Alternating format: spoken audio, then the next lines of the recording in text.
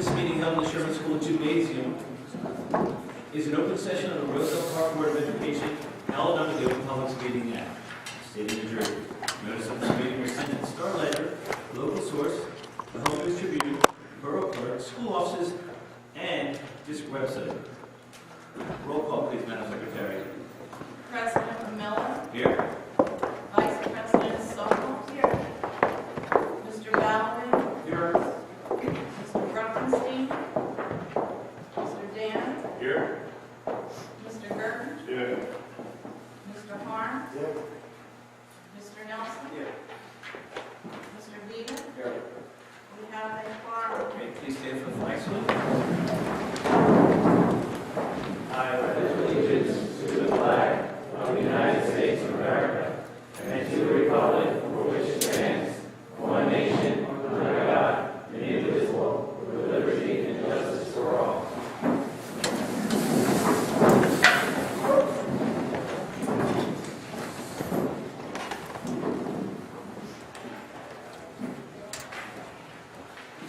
Welcome, everyone. It's nice to see a nice crowd out today. We're excited to see two student presentations tonight and recognitions. And first, I'm going to start with the public participation portion of the meeting for agenda items only. If you'd like to speak on any agenda items, please come forward, state your name and address, and the agenda item you'd like to speak about.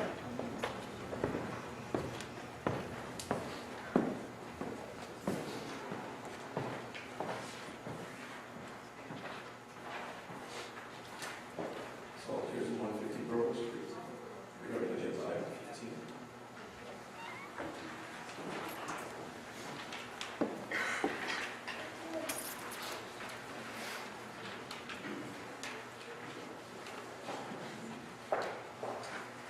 Special revenue. I'm sorry. Special revenues. $781,000. In that chart, special revenues refer to the NCLD grant and the IDEA grant that we here using. Debt services. Those are for Debt services for the referendum that was passed approximately 10 years ago. And once that's passed, we incur debt for 20 years. And that's what that debt service is. So the fund plus the debt services was $19,835,887. What That was is correct. the increase over this last year's total taxes to years? I believe it's approximately 1.3 million Last increase. the increase. Yes. So it's about So that was the question. Right, so it's what? Thank you. You're welcome.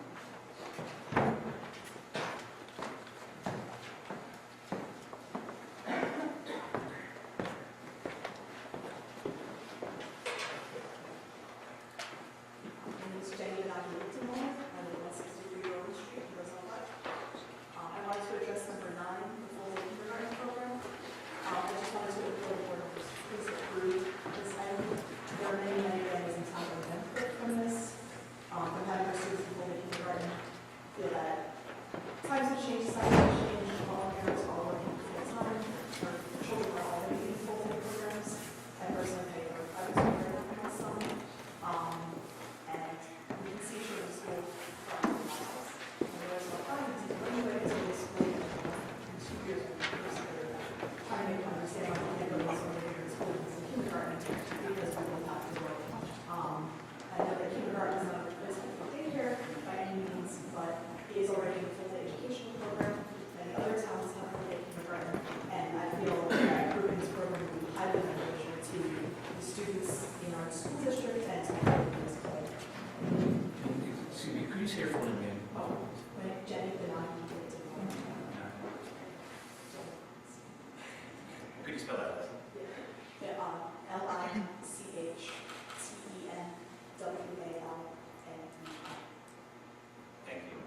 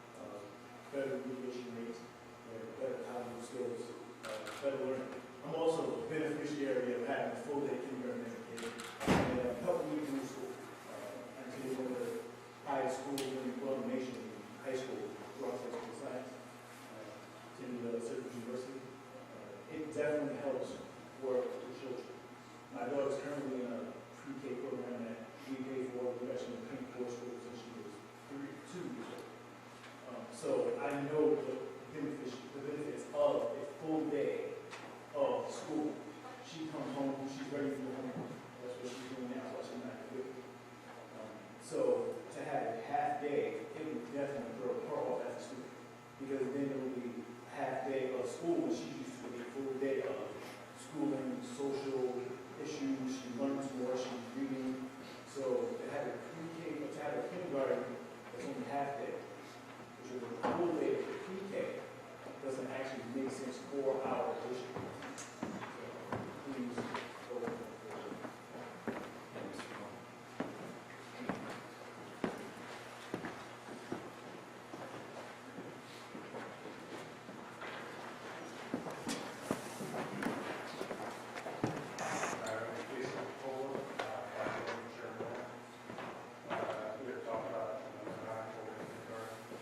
I echo what everyone else is saying, that really should be in place, helps with retention. My son's in ECC now, full day, and I can see when he's in the summer and he's going to go down to a half day, it's just, he's like off, it's not the same as he's in full day. And I think it's just going to help make everyone.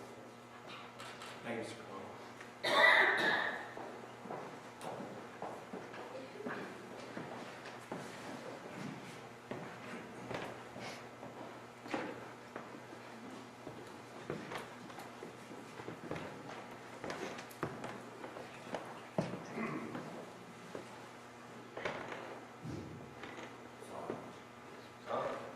Ladies and gentlemen in the audience, viewing audience, members of the board, President, Mr. Laura Maria, and Jacob Miguel, 612 Sherwood Avenue, Roselle Park. Item 15, tentative budget. You folks had budget meetings? I didn't read about budget. We didn't have any public budget meetings, it was all in committee. I mean, years ago, we had them, and the people were a little more intelligent about how money is being spent. Mr. McNair, excuse me for interrupting you, you are correct, and we are having public budget meetings, and those are going to be, the first one is on April 1st, and the second one will be on the 22nd of April, and they'll both be at the middle school media center at 7 p.m. And then that's followed up to the more thing by the public hearing for the budget on the 29th. It generally was from one school to the other, giving people an opportunity, faculty, Mr. Harms, staff, not dating people. Would you please explain the 2014 and 2015 expenditures, anticipated revenues, and taxes to be raised?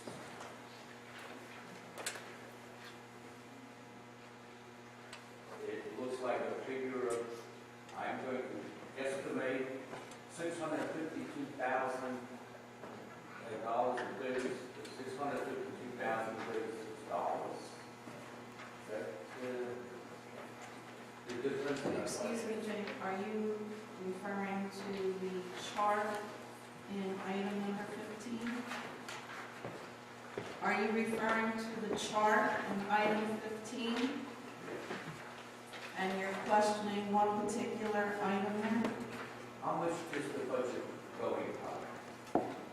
The total budget is increasing approximately $1.3 million. Not percentage, $1.3 million. my apologies. That's okay.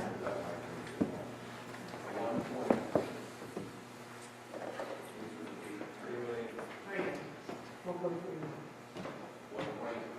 Yes. Thank you. You're welcome.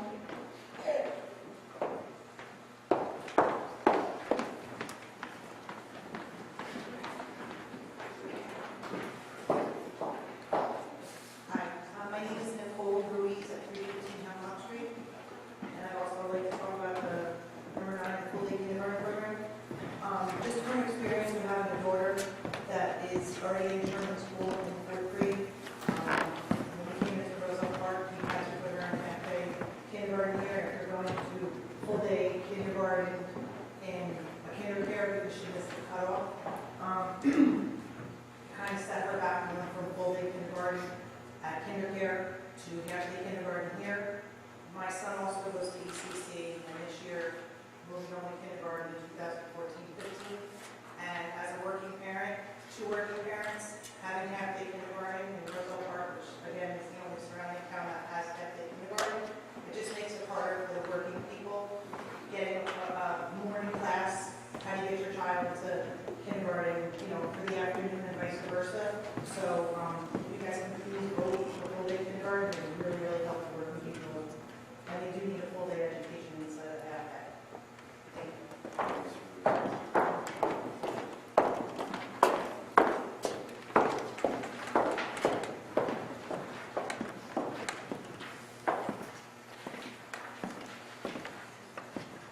Seeing there's no one else, I'm going to conclude the first public participation portion of tonight's meeting. And now we're on to committee liaison reports. Are there any committee or liaison reports?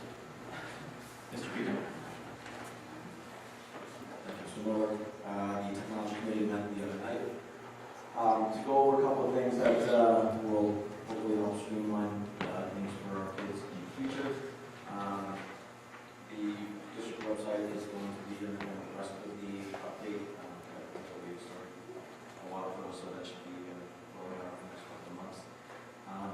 There's a program to get laptops to the teachers in the schools, so that we can be part of that program. And hopefully start laying groundwork to get the technology more integrated into the schools.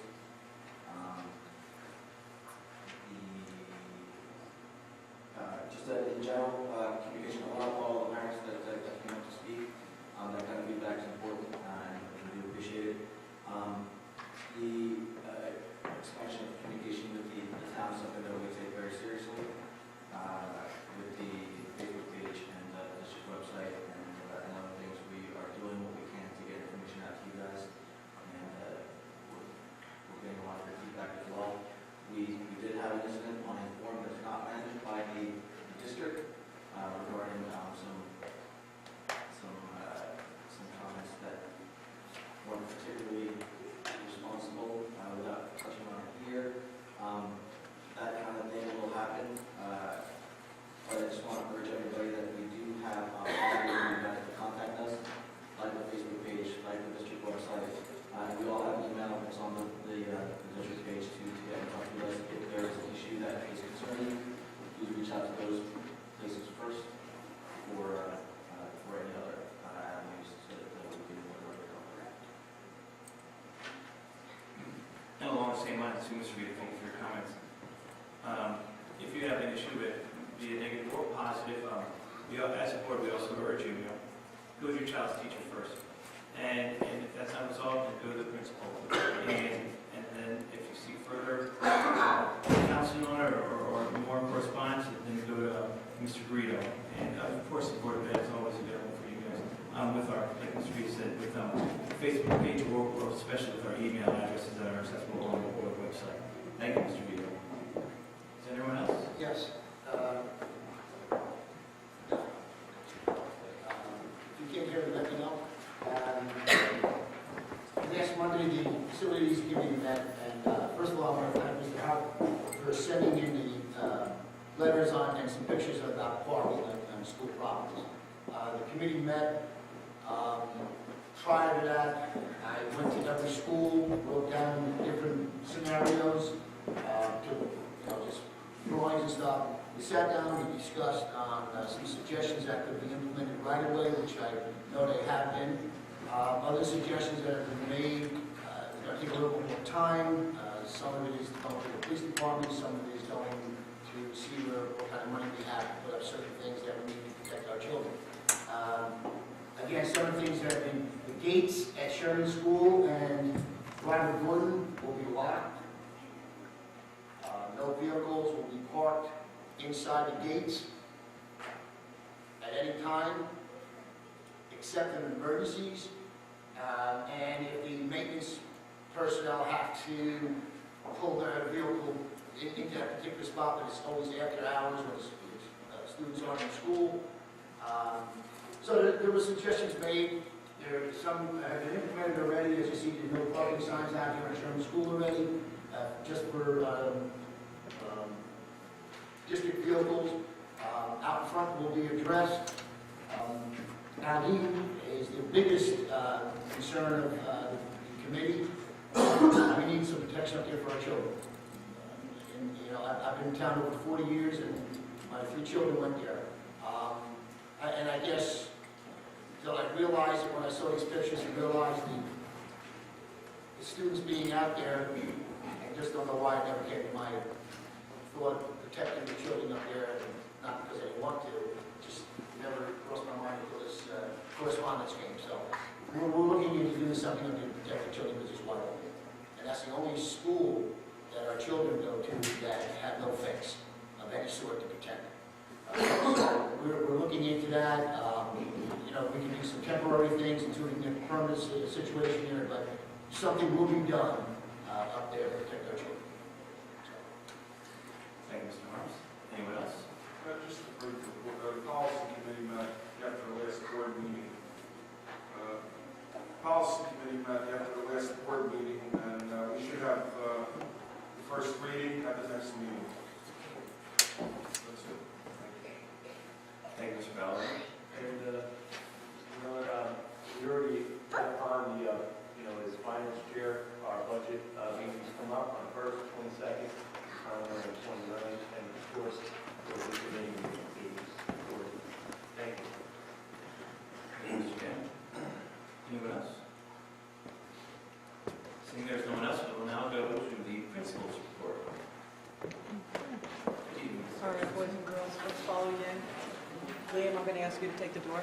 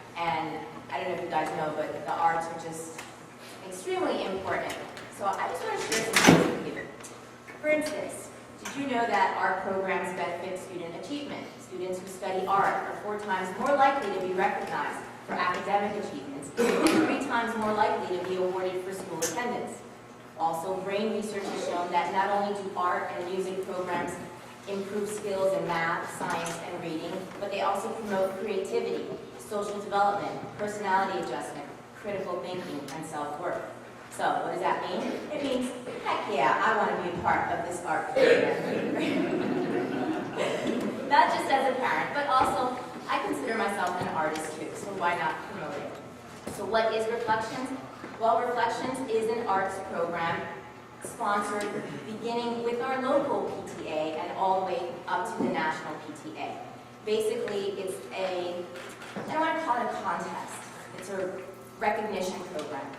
The students compete in different categories, including visual arts, music composition, photography, literature, dance choreography, and film and video production.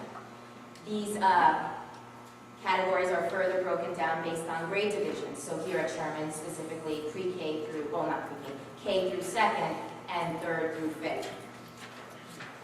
So once submitted to me, once the kids submit the entries to me, I look them over. I have some parents and other judges who also look them over, and we decide which of these we can then submit to the county. The county judge then also does the same thing, continues on to the state level, the state does the same thing, and then that goes all the way up to the national PTA, where they judge kids from all over the country. I'm proud to say that last year, one of our students made it all the way up to the national level. We had 2 students who made it up to the state level, but one went all the way up to the national level. So this is very exciting. This year, we have these students that are being recognized tonight have made it to the county level and were recognized there and have progressed down to the state level. So at this point, I will say who they are. So we have Olivia P. She's in 5th grade.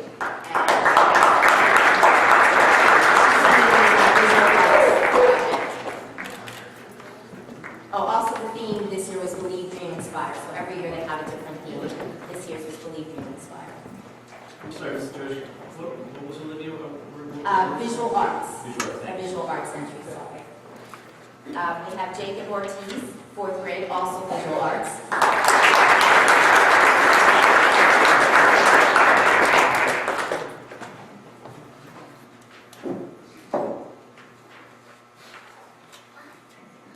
Nicholas Ruiz, he did a film and video production. He did a video.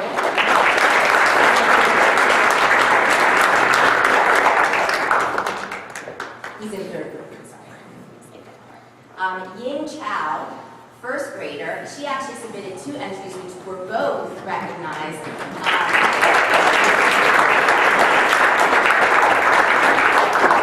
One for literature and one for dance choreography.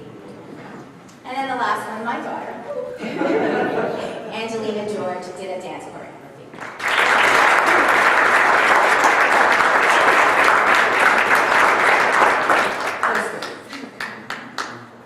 So I encourage, if you guys have students here, and this is for all of Roselle Park actually, so not just for Sherman, but if you have students, get them involved in the arts. They're really important, and go for it. Thank you.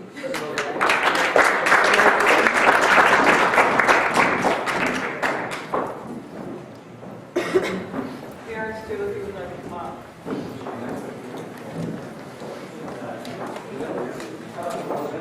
Sure. I won't get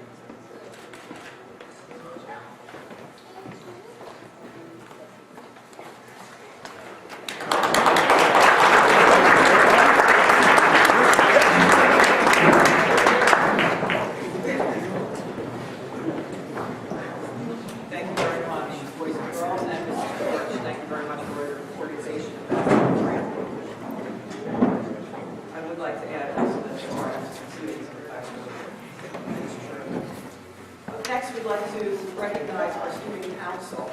Ms. Sheps to come up. Ms. Sheps is co-moderator with Mrs. D. Fortuna. These students are being recognized for their school-wide service projects and for promoting school spirit here at Sherman School. In addition to receiving their award, I'd also like to give them a copy of the Roselle Park District newsletter. Mrs. Cabral at the Board of Ed office wrote a very nice article about Sherman School students helping the victims of typhoon in the Philippines. These students led a collection of $380 that went directly to those families that were affected. So I encourage you to read the article, which is online, and I'm also going to pass around this album. Actually, ed teacher. His wife earned her nursing degree in the Philippines, and so she's part of an alumni over there. And so through that connection, we were able to get that money right to the children.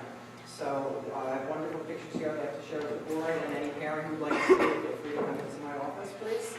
Boys and girls, when you hear your name, you can come up, and then you can also stand here so that you're filmed, and then we'll take some pictures up front. Okay, let's start with Maya Lamani. Maya?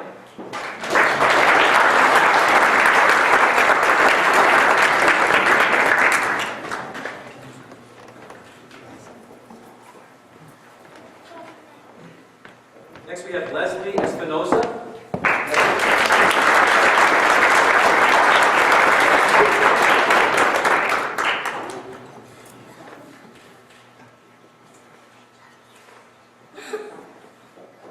Edward Hummel.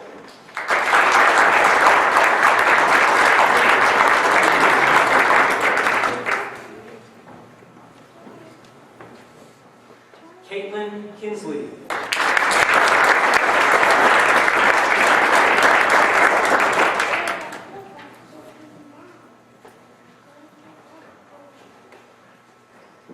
Mattia Linegang.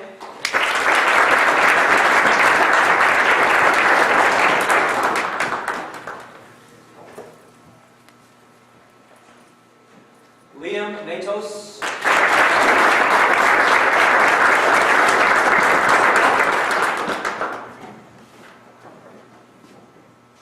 Simone Hans.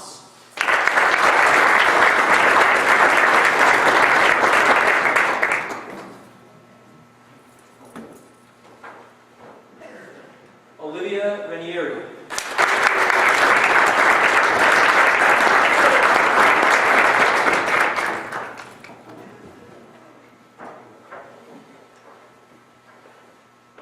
Tiffany Santos.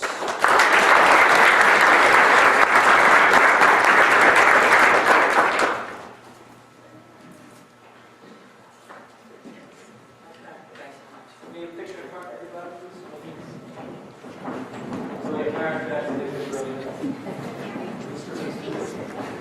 These students meet at lunchtime with their moderators, and they organize different fun events as well as service projects. I definitely encourage them to take those leadership skills up to middle school with them next year.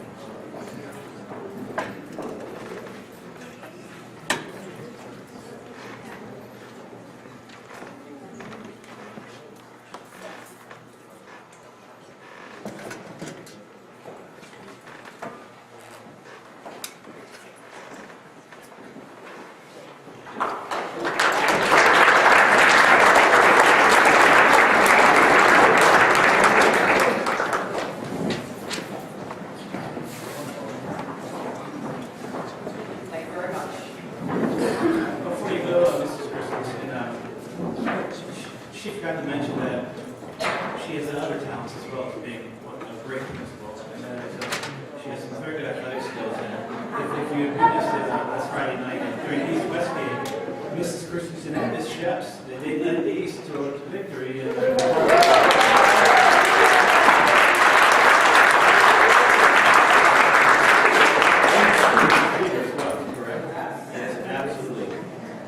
Mrs. Christensen, she was really good on defense, boys and girls. And then I can get some tips from her.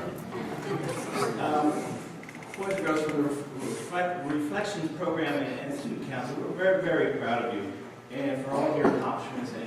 And you said, I want to thank you, all of you, for setting a good example for your peers and your younger brothers and sisters as well. They look up to you, they see what you're doing. And we can't be any more proud of you than we are. It's a joyous occasion.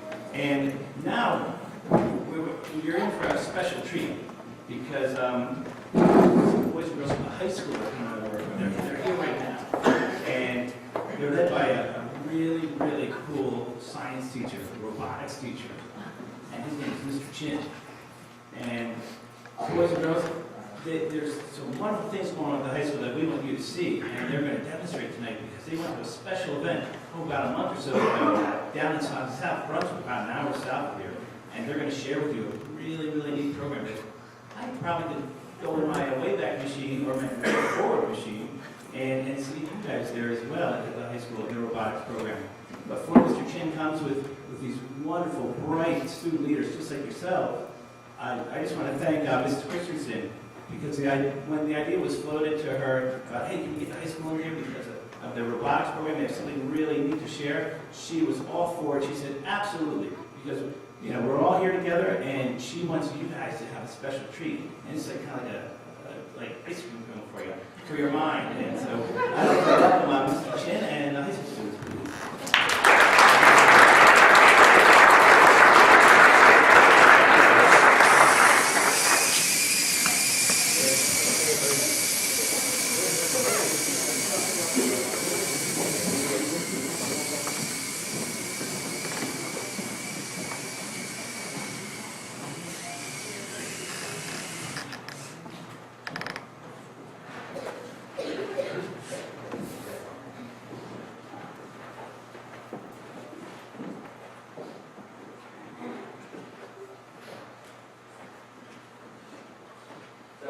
I just prepared a pretty short, just PowerPoint for everybody tonight. Wasn't too sure how to go about it, so just kind of tried my best to really show off our robotics club and what we ended up succeeding in as for this year. Alright, so the general overview. This has been like 3 years in the making for me, ever since I started Roselle Park. And my idea was to bring in as much STEM education as I could to our students over at Roselle Park. And obviously the big push is for science, technology, engineering, math. Alright, but what I thought about was how can this go even further, and that's just the idea of bringing forth 21st century skills. And in just a brief moment, we get to really see how this all kind of accumulates and how this club really affects not only STEM education, but us as 21st century learners. Alright, so as for the next competition, it was broken into 4 platforms, one of which is how well do you document your design. So how well did you build it, where did you find flaws, and how did it come about for them? The next part is mechanical skills, how well did your robot drive? We have an autonomous section which really deals with computer programming and the knowledge of our students, really testing their abilities to allow a robot to just kind of drive and move on its own. The way I really explained it was that a lot of people start finding these vacuum cleaners that you just run while you're gone out of the house. They don't bump into walls, they don't fall over, because they're running autonomously. They're running without any guidance or having somebody there. Right? And then there's an overall competition, which is a big game platform where it really involves a lot of different driving skills, motor skills, along with programming with sensors. The big sponsors for this is the REC Foundation, which is the Robotics Engineering Competition Foundation. NASA was a big part, especially giving out grants and scholarships. And then Autodesk, which is an industry-grade level engineering software, which are all big companies that really help bring the next competitions together along with the robotics as a whole. Alright, so when I talk about 21st century skills, right, we talk about teamwork, right? A lot of our students tend to, try to be valedictorian. They try to be at the top of their class. They go for all the honors. But this really kind of adds a sports aspect where we get to come together and talk with each other, not only at our school, but what the competition forces you to do is you must talk with the other teams as well, because you are paired up with a completely other school who we've never met before. And so it allows you to communicate, allows you to develop more, allows you to gain ideas as the competitions keep moving forward, which is a great skill to have, to be able to talk with other people, to be able to communicate, to be able to just share ideas between one another, because as companies or as businesses, as we grow, that's something that we do. We tend to share our ideas. Problem solving. One of the hardest challenges was figuring out how to build this robot. About 1 week before the end, or before our competition due date, we decided to tear the entire thing apart because it just wasn't working the way that we wanted to, and this was a big struggle for us. to think about all the mechanisms and you guys seeing all the wires that are a part of our robot. Just the idea of building something like that from scratch. Like there's no set directions on how to do this. You're just taking your ideas, you're taking your life basic opportunities and just adding it all in there and just trying to think, does this work, does it not? And that was a big challenge for us. Project management, I saw a lot of our students kind of gain, especially me, who's going to come up and talk in a bit. There were leadership roles which needed to be filled, and it was really nice seeing some students kind of step up. They weren't assigned, hey, you're captain this year. They just kind of stepped up and fulfilled those shoes as head designer, head programmer, head driver. They just kind of walked up and said, I want to do this, and they took charge, and that's a great thing to see out of our skill. And last but not least is, again, communication. I really can't stress how much communication really matters, whether it's in the business world, whether you're going for an interview at a college or a job. Communicating is the biggest key out of all of those 21st century skills. And then just to kind of talk about how this program was built, I have two of my students, Casey Crown and Winston Tonti, to just say a few words.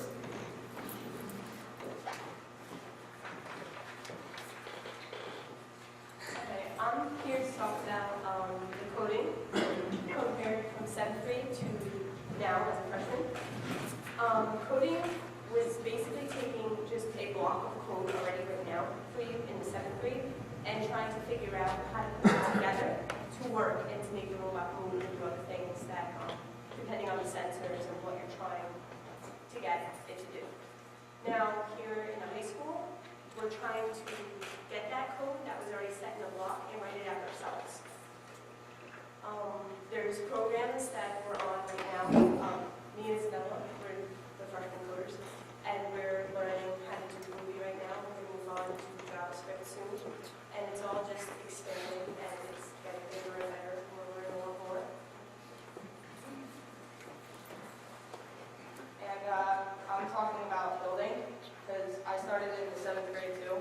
And in the 7th grade it was Lego robotics, meaning like you got a set of Legos, we got like this nice tray, and we organized all the nice Legos, and then we had like a booklet and it would say, okay, now take this piece and attach it here, and it was just step by step saying how to put it together, and then once the steps were done, the robot was done. But now, it's just a bunch of big buckets with like gears, and I don't even know what they're called. And it's just like, you have in mind, you say, okay, I want to build a robot like this, but there's no sort of instruction. It just says, okay, so build it. So that's all it is. It's really just up to us. We have to, like, we completely thought of that robot ourselves. It was really hard.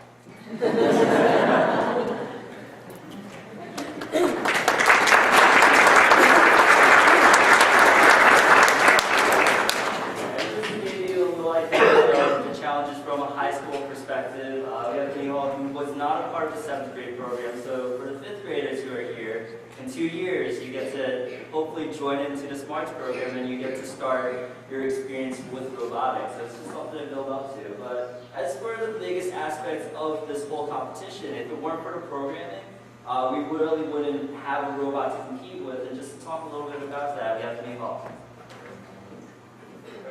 So the programming part of the robot consisted of 2 parts. One was the autonomous mode, which is where we had to program the robot to do tasks on its own.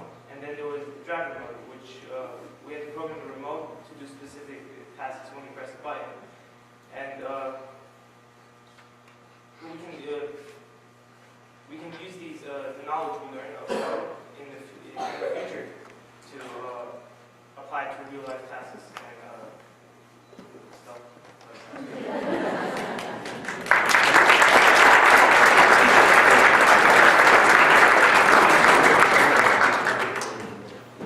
And just to kind of show you what the competition was like, we have a short video. Basically, there was roughly around 45 teams to one competition.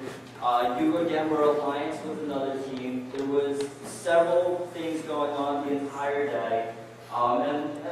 Again, we just took the skills that we had, and Casey was able to make us, a really nice highlight video as to what the competition was like, and just to give you that little bit of a clip.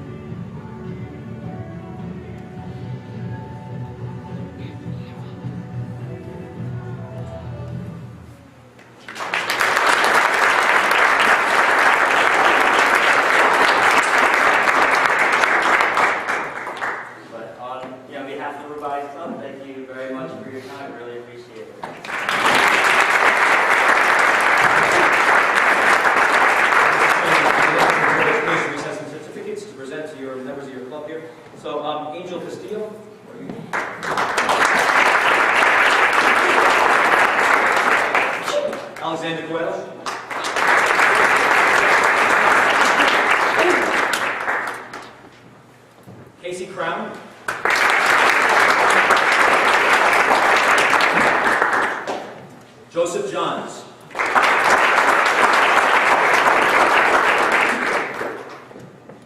Gregors Klepsik.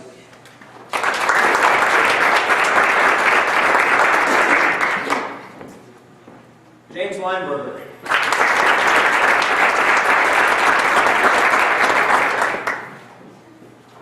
Mikhail Mazuski.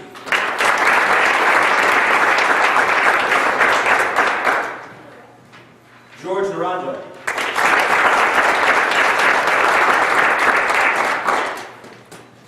Isabella Pavon.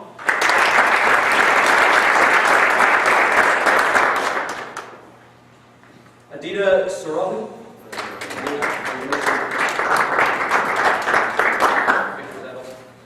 Victor Suarez will be getting his certificate. And various works also. And I do know we have one last person here. Lexi Tomlinson.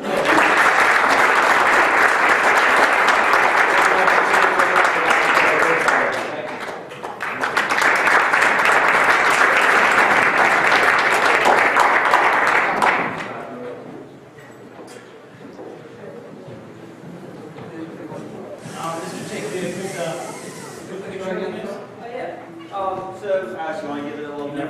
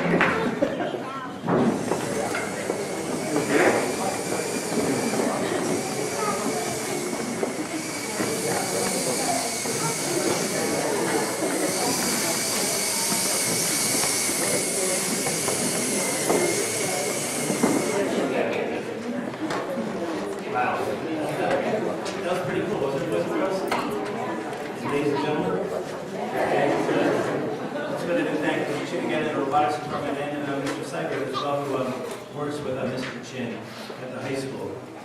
And at this point, after all these festivities, we're just going to take a brief break and a quick 3-minute recess. The boys and girls can go home and do your homework, and boys and girls in high school, you can go home and do your homework too. And thanks so much for coming out.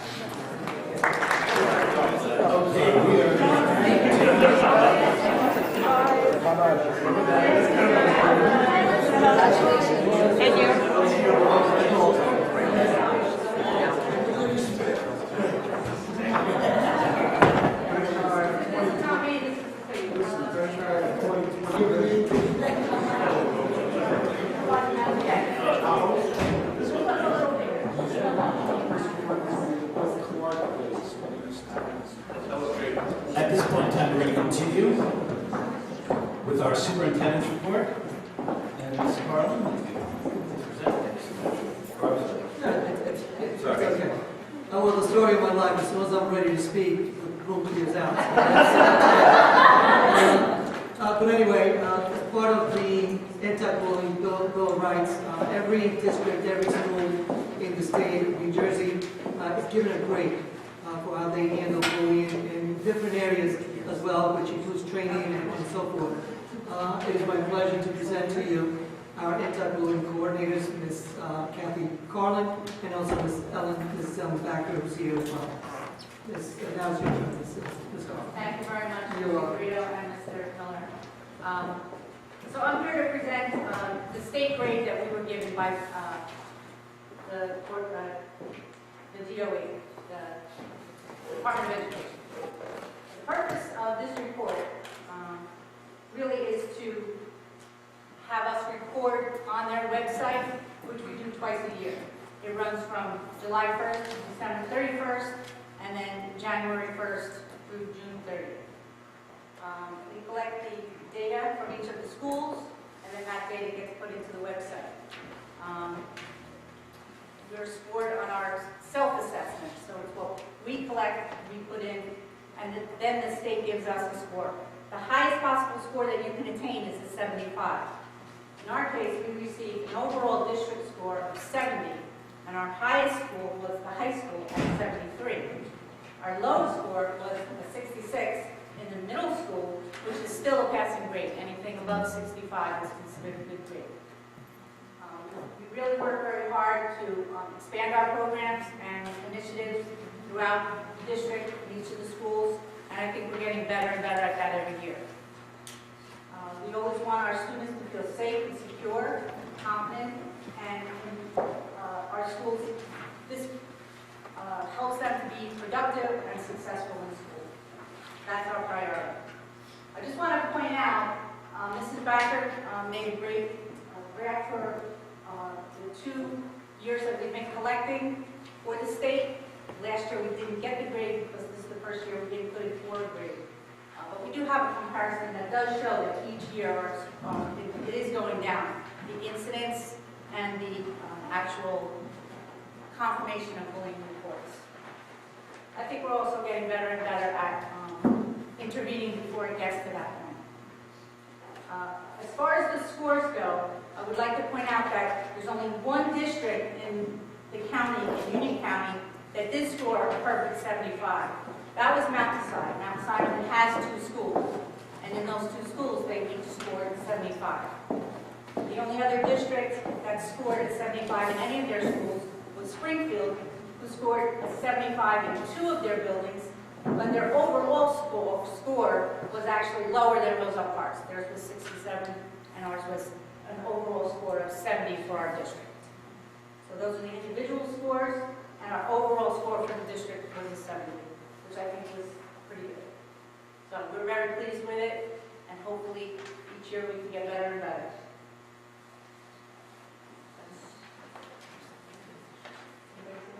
Are there any questions? Yeah, just wanted to ask you, maybe you could elaborate a little bit on some of the interventional programs that you instituted and going for, or was this, just for public's information? Each of the buildings usually have some kind of program that they will do. Some of the initiatives are assemblies. In the middle school, we do an advisory once a month where they do some kind kind of higher education. The kids come back home and they have instructional. We have it built into our curriculum, in our health classes. We have trainings that the teachers go out for. We'd like to do more of that, but there's so much time that takes up out of the building. A lot of the teachers really don't like to be out of the building because they have to be out for other reasons, for other trainings also. So we do try to, offer as much as possible. We have school safety teams and school anti-bullying specialists in each building. So those also meet and develop ways to improve in the school and to point out different areas where they might be having problems so that they can improve that area. And if I may just say, I think one of the biggest factor for the improvement in bullying issues is the strong message that each building sends out. If you walk to any of the buildings, there is a very strong character education message, and I believe that's part of it. If students see it, if students feel the environment and that safe environment, it really improves their behavior as well. So I have to give Mrs. Garland, Ms. Backrell, the anti-bullying specialist, the administrators, and the entire staff really commend and congratulate them, because it doesn't happen just by not doing anything. It happens because they're very active in doing things. So congratulations and thank you for the job you're doing. Thank you.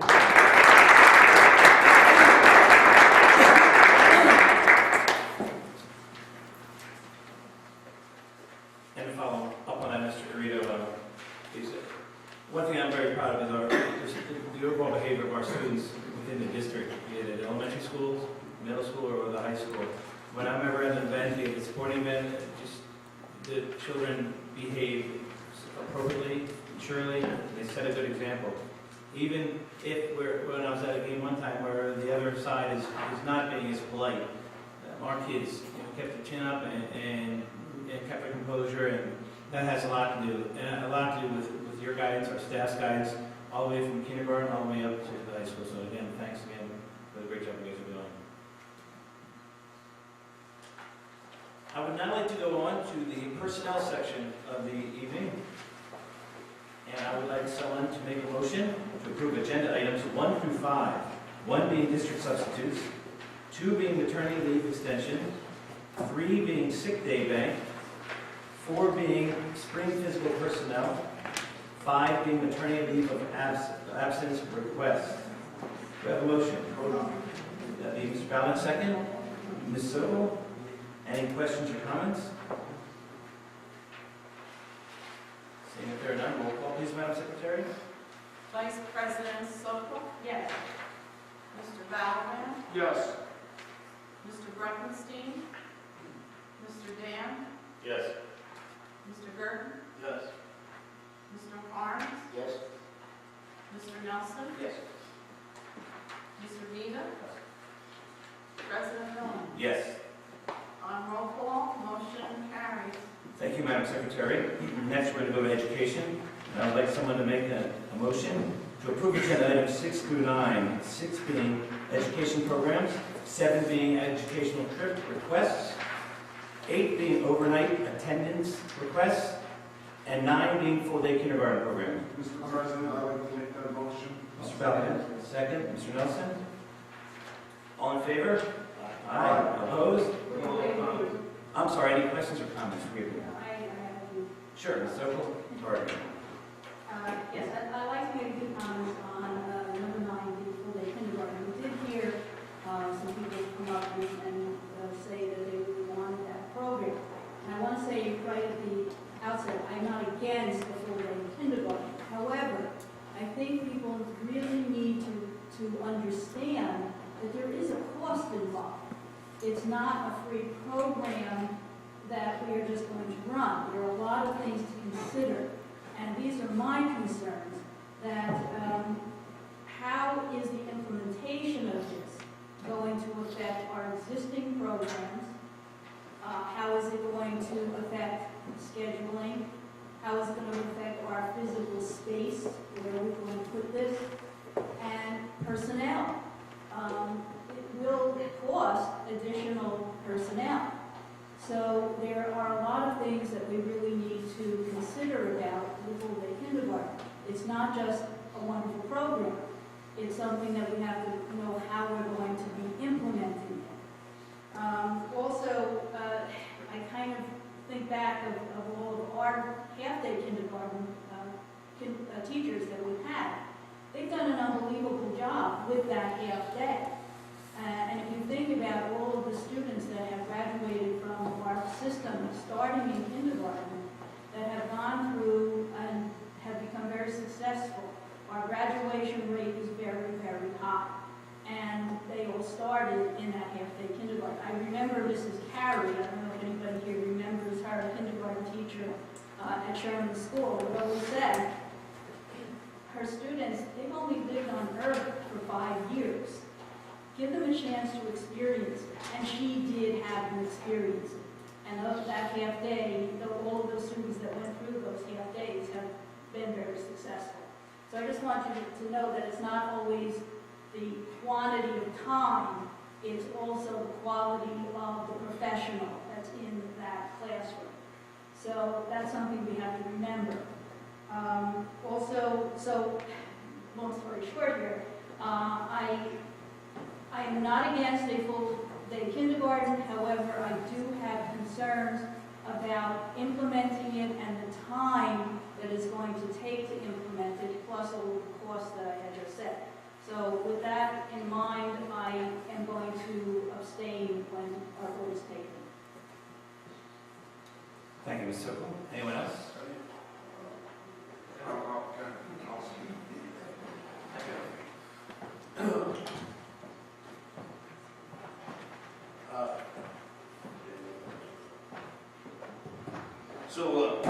Vice President Sokol did an excellent job of articulating a lot of my thoughts. Certainly not against a full-day kindergarten, as Mr. Garrido and I have discussed numerous times. There is tremendous educational benefits to it. I will be voting no when we do a roll call here, or take a vote. It's not a no against the full-day kindergarten as a part. It's a no now. And it's primarily based on item number 15, is we're going to be voting on a tentative budget that has to be sent to the county superintendent's office by Thursday. There's so many unknowns. We've heard a number of 1.3 million tonight. I have a slightly different understanding of the number. Bottom line is with the budget process, as it has been now since some of the election changes and moving the calendars, etc., we didn't have any public comment, and nor if you were not on the finance committee of this board, you really don't have a good understanding of what those numbers are. All I do know is based on my understanding, taxes will be significantly increased this year for this town. We're going to go and take the cap reserve. And I don't know what programs, at what cost of programs, or what additional programs will be added. So my issue is not so much with the full-day kindergarten, not at all. It's with the timing of putting it on the agenda here and voting before we actually have a finalized school budget for next year. And I certainly understand the challenges around, and I want to acknowledge the challenges around the implementation of the kindergarten, because I understand we have registration in April, et cetera. So certainly with all that, we will consider. Unfortunately, I'm going to vote no this evening for the full-day kindergarten, unless we're up to the board wishes to table it to the next board meeting.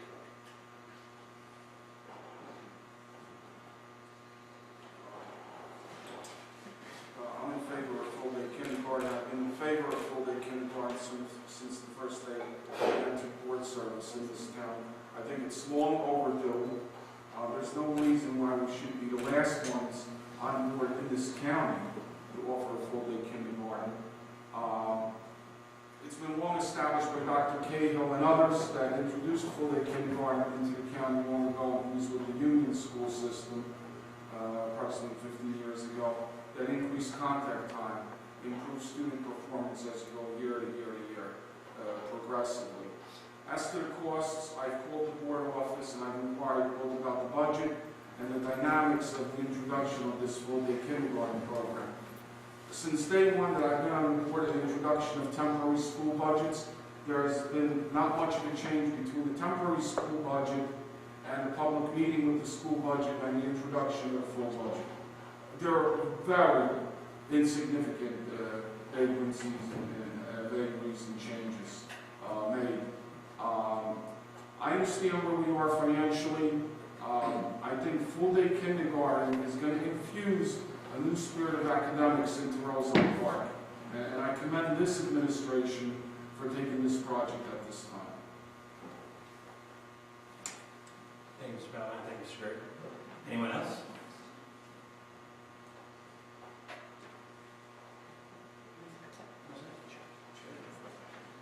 Just briefly, I just wanted to comment, and again, I want to thank the trustees for their respective comments. Kindergarten, full-day kindergarten is not a luxury anymore, it's a necessity at this point. One that we've been forced to institute because of the new requirements made by the state. There have been numerous articles, and I've been to many workshops that state that if we do not implement the full-day kindergarten, our children will continue to fall back. And the reason for that is there's a brand new set of standards called the Common Core. That is a spiraling type of standards. It begins with kindergarten, and it goes to second grade, then 3 to 5, and so forth. The students do not get the full implementation of those common standards by the end of kindergarten. They will fall behind. Having a half-day kindergarten will reduce the number of hours by 500 hours a year for a 5-year-old. That's a lifetime for a 5-year-old. 500 hours. I'm a big proponent of full-day kindergarten. If there's an urgency on my part, it's because I feel that the children of Roselle Park rightfully deserve a full-day kindergarten. They rightfully deserve a full-day kindergarten. Again, I respect the trustees' comment. I am willing to take the task on of doing whatever I can to provide the students and not take away from the students things that I really feel are essential for the education of any student here in the district. Yes, there may be some restructuring. Yes, there may be some things that are in the plans and we're working on, and I will have more information for you, hopefully at the next meeting. But I am willing to work as hard as I can with the administration here, which I already have met in committees, I've met with principals, I've met with many different stakeholders, and I don't believe in can't. Yes, we can. We can do it. But I just wanted to comment on that. Thank you very much. And again, I respectfully, I respect the comments of the trustees, and I respect the board's decision, whichever done. Thank you. Thank you, Mr. Brito. That being said, we have the motions. So all in favor? Aye. Opposed? Mr. Burton and Ms. abstaining. Yes, just abstain for 9 and for 9 for Mr. Burton. Thank you. Okay. My question with the there you go. Okay, those items are approved. And now we're on to business. I would like someone to make a motion to approve agenda items 10 through 18. 10 being monthly certification, 11 being approval of minutes, 12 being approval of bills, 13 being approval of transfers, 14 being public budget hearing, 15 tentative budget, 16 district contract, 17 Roselle Park Administrators Association contract, 18 building of use and grounds. Do I have a motion? Mr. Burton? Second, Mr. Dam. Any questions or comments? Okay. Any questions or comments? I have a comment on number 15, if you will. So I just want to be clear here, to make sure that I understand what I don't know. We're voting here for a tentative budget to go to the superintendent of Union County. Now, details of that budget will be provided to us detailed level at the public meetings. At that point, we will have the ability to modify the budget, in theory. Yes.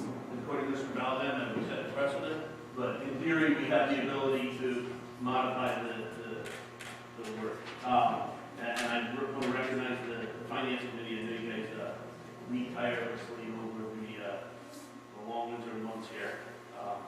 And to come to these numbers, it's unfortunate that we are here. I guess my biggest concern, I voiced this to both the superintendent and the business administrator. We're lucky this year in the fact that we have a cash base,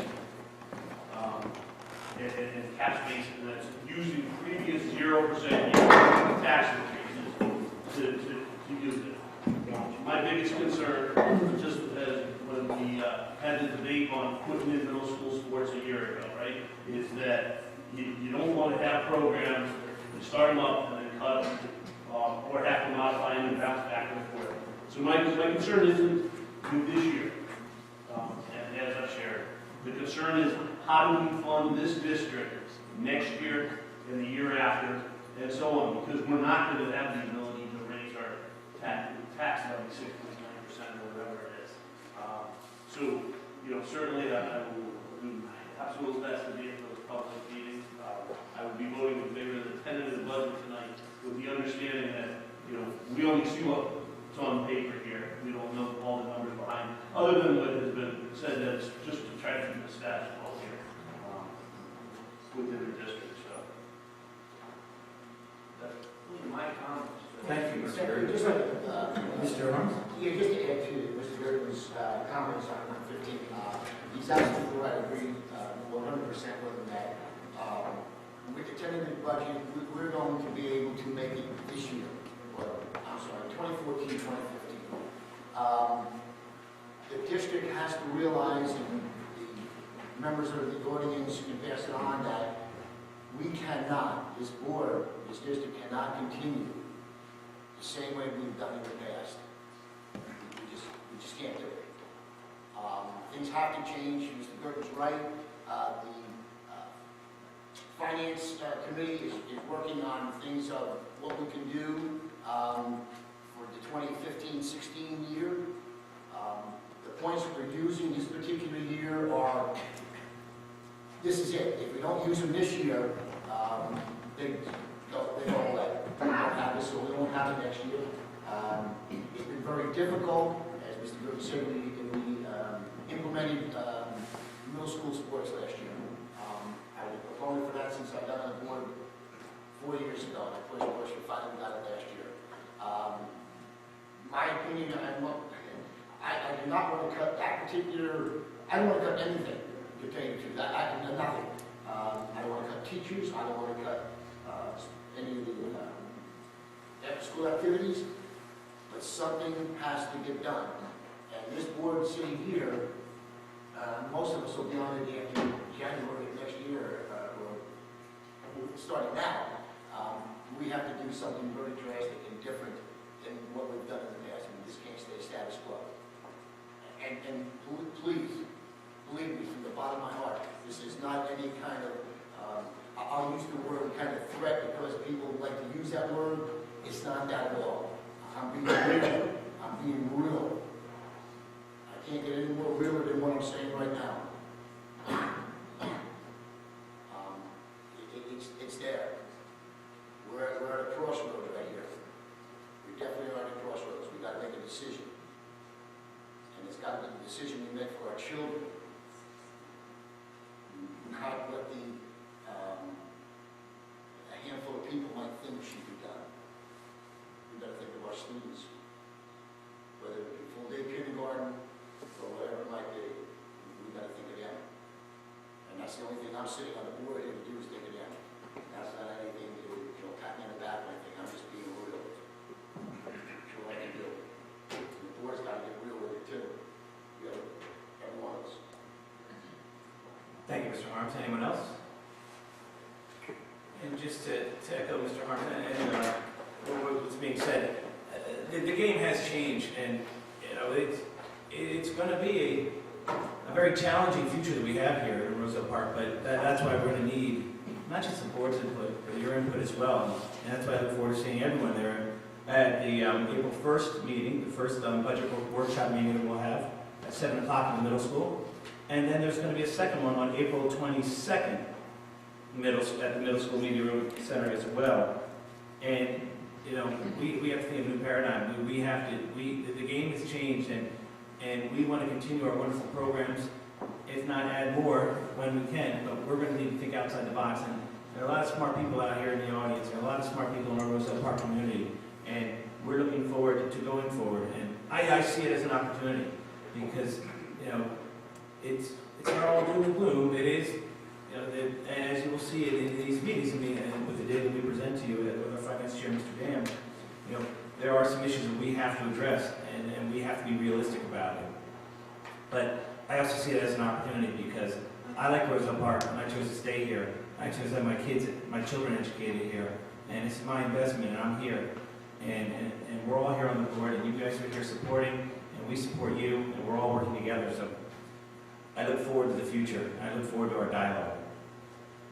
Mr. President, one other item, number 17, I just wanted to comment as personnel chair. With the approval of this board and the contract we executed that along with the union, we will have all of our associations under contract within the district. So I just want to let you know that. And that's a great way to end with good news. Thank you, Mr. President. Any other further comments or questions? If not, all in favor? Aye. Opposed? Mr. Nelson abstaining on 13. Thank you. Those items are approved. And now we're on to continuing business. Mr. Brito? Just very briefly, there were 2 students who were living out of district, and they have since been transferred out for a total of 6 students for the year. No, I'm sorry, there should be 2. And from March 18th, yes. Not my fault. So that goes to 2 and then 6 for the total. And now we're on to new business. Is there anyone with new business? Seeing that there is none for new business, we'll go to our second public participation portion of the meeting.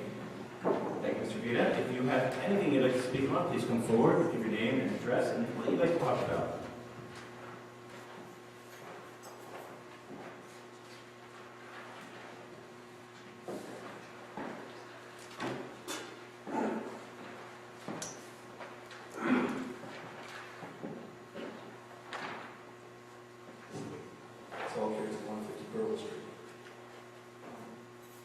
With regard to the ongoing realities of the approaching school years and budgets. Taking everything into consideration, one of the considerations would be to actually go above the 2% cap, put that up for a vote. And let the residents know, and the taxpayers know, this is how much more it's going to cost. If anything, maybe I will, not to use it as a ploy, but show the reality, because from what I understand, correct me if I'm wrong, I'm not asking for the chair. You're trying to keep it with, you're trying to say, look, we need to face reality. We need to start making tough decisions because I really want to keep it within that 2% cap. And that's an admirable thing to do. But maybe to go above that and have the voters do something. Absolutely, Mr. Ross. I don't disagree with that. The problem I have with that, or the issue with that, is that if you go over 2%, that goes in the November vote. Whatever monies is there, if it's, everything's lost. So to run a school year based on wishing and hoping and praying that the residents of Roselle Park pass at over 2%, I don't know that our children can live like that. You know what I'm saying? To know that, yes, I can continue to do this program, or I don't even start the program, because you don't start a program unless you know you have the funding for it. And so this particular year, I'm not sure that would be very prudent. The following year, that might be a very good way to go on it. But this year, we have to get to this year. As you heard, at 1.3,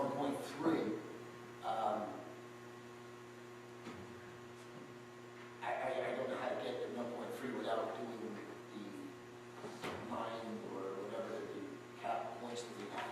Right. I don't know how to do that. I was just putting that out there. No, I thank you for that. I was just trying to say is that I'm afraid to do that at some point, because what do I use, or what number do I put on that over 2% to continue to educate our children? Because salaries, insurance, transportation, things like that, we don't have any control over that, basically. You know what I'm saying? Because you don't get so much money out of the system ours. And again, as Mr. Burton said, is that the vote doesn't come until November. We start school in September. With the July fiscal year, right? So you know, with the overlap, I can see going over 2% if we wanted to spend money on, I don't know, painting a mural on the wall here, and that should go to that over 2%. And I respect that you're mature and open about the fact that there's something coming. And I guess the fear is that people will just automatically say, I don't want it, and things can turn ugly. But I think if the board continues to be as open and mature about these are the facts that it's going to cost, and education is important. I'm just saying that's one of the options. I'm agreeing with you, and I think starting 4 years ago, we were very open with the budget and everything else. I kind of feel bad because the 2% came, and it seemed like we didn't have to, because then the residents didn't have the right to vote anyhow. So we did it. I'm not sure. I'm disappointed that we haven't had more. Okay, prior, but we were in such a. I'm trying to think of the word. Where we were, you know, okay, how do we even come out and start bringing this together without us trying to get a handle on what we think we can do? Right. You know what I mean? So it would be unfair to bring it out to the residents if the committee, okay, really didn't have their hands somewhat around, and we feel we have that. We could be wrong, but we feel we had that. So not to have that, I don't think it would be fair to bring it out to the public, to bring them in and have people get more upset because something might have been changed, or I'm not going to do this, I do this, and next thing you're up in arms and you're on Facebook. And so, I mean, everything's on the table. I mean, that's what I'm saying. And I applaud you. Sometimes people say, these are the realities of education. And trust me, I'm going to make a positive. It's not to point fingers or anything. But there are set costs that are done by contract, that have been agreed by all sides.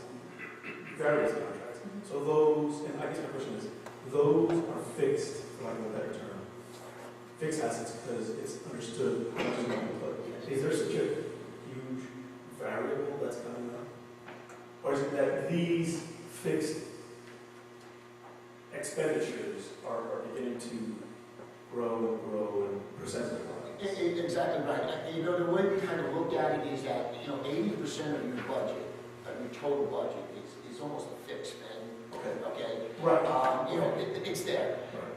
So out of the 20% left, okay, you look at that and you say, okay, where can I save money in this last 20%? And let's just say it comes out to, I don't know, 80% of $30 million is, right. We got $5 million. So now the $5 million, you say, out of that $5 million, where can I cut something? And then you start looking at it and say, wait a minute, I just implemented that. Middle school. And what bothers me into that is that when we talk about that, the only last 20% that we have to cut is always our children's things that we want to cut. And to me, to speak for myself, I can't do that. I can't continue to cut from the children that we stood up here to say that we're trying to educate. I can't do that. So the fixed part is 80%. That's a big figure to try to. Transportation has gone up because we have, when we sent our children out, we had an issue where students didn't have seats on the bus, so we had to hire on the bus. We have 14, 13 children going out of district. 11 out of these 13 children who got out of district, they go to 11 different places, so each child costs for transportation to go to that. So that has gone up. The insurance, if you remember, 2 years ago, well, right now they're telling us it's going up like 12%, 10% or something of that sort. And again, if you remember last year or the year before, they said it was going to go up, and luckily it didn't go up that high. So when we come up with a tentative budget, now that might be a cut out of the tentative budget because we don't know that until after this tentative budget comes. And you know what, Mr. Harmson, I mean, well, you know, a couple more minutes, this is going to count for the April 1st. We're going to share the information, but I mean, I'm sorry. No, but you're passionate about it, and we appreciate your passion, as we all are passionate about it, as the teachers and parents are as well. And on April 1st, I mean, we're going to hash it out and give you more details. But like I said, so I mean, ideas that you're throwing out, I mean, they're wonderful, and everything's on the table to look at, everything, and we accept all input for anyone. Thank you very much. Thank you, Mr. President.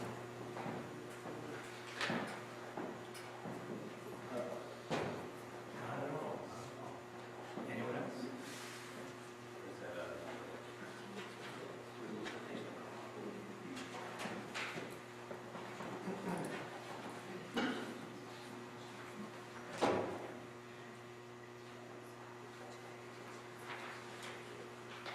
Jacob Harris, 612 Sheridan Avenue, Roselle Park.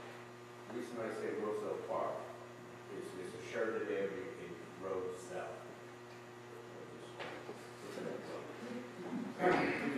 Thank you. Few questions. Is there an update? Will the middle school and Aldine be closed to the primary? And who will pay for it? Is there an update? Yes, there is an update. I talked to Mr. DeSimone's assistant, and he actually forwarded me like a map of Roselle Park. And he's like, Chris, if you can find a spot that's handicap accessible, and I forgot the other one, a certain capacity requirement. He's like, I'll look at it, and as long as it's within that ward, he goes, we'll go for it. So right now, we're scouring the area looking for places, and there's not many. But I'm going to get back to him. And I actually talked to Mr. Yakubov, Councilman Yakubov as well, and Mr. Kelly as well, Councilman Kelly, and because they're interested in working with us and trying to solve this dilemma. But right now, there's no definitive answer. We're still looking, and if you know any spots that are available over in that area, feel free to give me a holler. Who will pay for the security?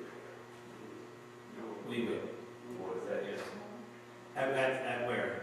School. If it was at the school, I mean, the security, yes, we would. Yes, we would if we continued there. Okay. Another question. Update on vehicles parked on school property during school hours. Mr. Harms, I gave an I did update that earlier. at the beginning of the committees. Excuse me? I did that under committee's report. Okay? Under the I did it committee's on the report. committee report, I gave the update on it. Would you like me to do it again for you? Lord, I don't have my original call. I'm not.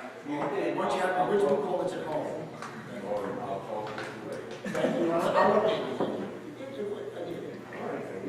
Okay, I'll talk to you. What was that?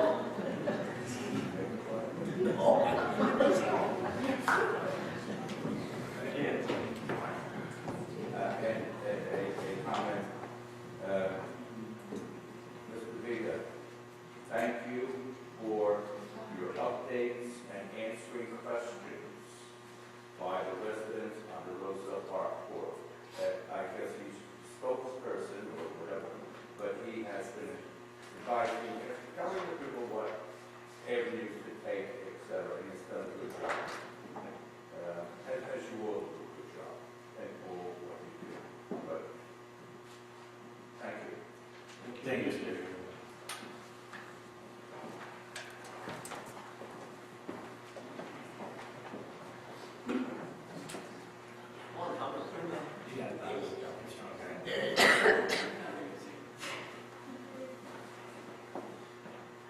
State your name, please, sir.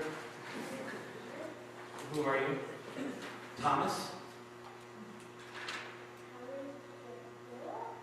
Hey, Thomas, how are you?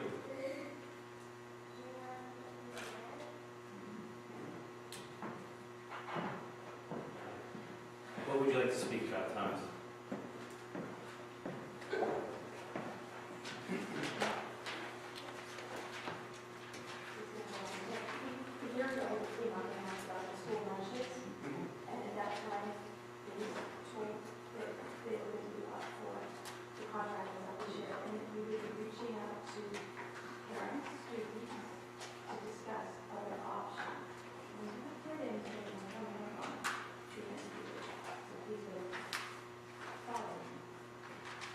Do we have an update on Mr. Green? Actually, we do.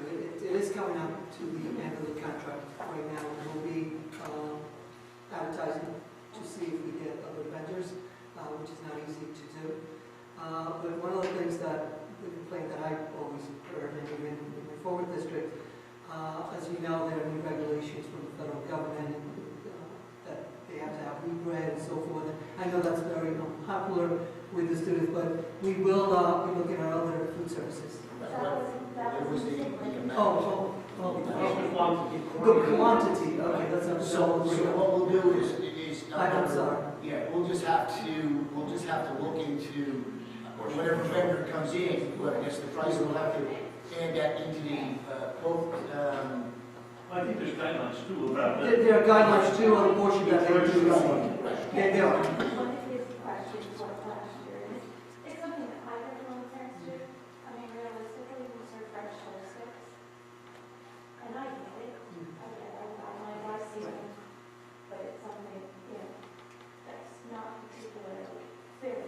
Right.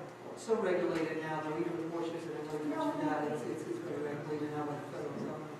But we certainly will be looking at it. Okay? Thank you very much, we appreciate it. all right, Thomas.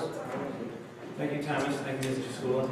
And also, you know, there's also, we were looking at the entire food service as far as the middle school, and we were talking about like the point of service with the middle school as far as not only just food quality, but also payment options as well, and tracking, and making sure they're up to date, and they're 21st learners as well. And I mean, there are many technological advances that we can use with food service where, you know, the child does not have to carry cash, or they can be billed, and especially I think that was about middle school. Yeah, high school has it. Yeah, High school has it, but middle school. Yeah. But thank you so much, Thomas. It's great to hear you and hear your comments. That's how we get better. That's how we grow. But I must say, though, the nachos and French toast sticks are my son's favorite. You like nachos? You like the nachos? Nachos are fun. Yeah, nachos are good. With a sliced turkey and meatball sub coming in at the third or fourth. But thank you for your comments. Anyone else? Seeing that there's no one else, I'm going to close the second public participation portion of the meeting. And now, seeing that there's no reason to go into closed, I'd like to have someone make a motion to go into to adjourn. Okay, Mr. Lawrence, Mr. Balaban. Our next board meeting is April 8th at the Roselle Middle School Media Center. But our first budget workshop meeting is April 1st at the Roselle Park Middle School Media Center at 7 o'clock. I hope to see you there. Thank you and good evening.